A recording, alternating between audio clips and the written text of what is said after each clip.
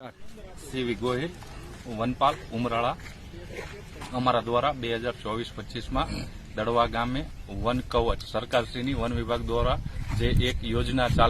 ચાલે છે, જેમાં 10,000 વૃક્ષો વાવવાના હોય છે અને નાનું એવું ગાર્ડન કરવાનું હોય છે, જે અમે 2024-25માં કામ ચાલુ કર્યું હતું અને અત્યારે એને 1 વર્ષ જેવું થવા આવ્યું અને રિઝલ્ટ બહુ સારું છે અને ગ્રામ પંચાયતનો પણ સરકાર દ્વારા જ્યારે આ અભિગમ વૃક્ષ ઉછેર માટેનો અભિગમ અપનાવવામાં આવ્યો છે, ત્યારે દરેક ગામના સરપંચોને પણ અમે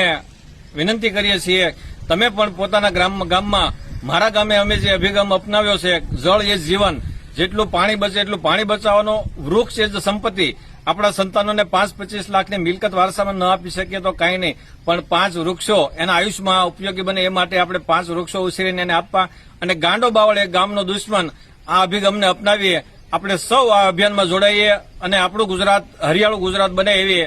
આશા નેમ સાથે આગળ વધીએ.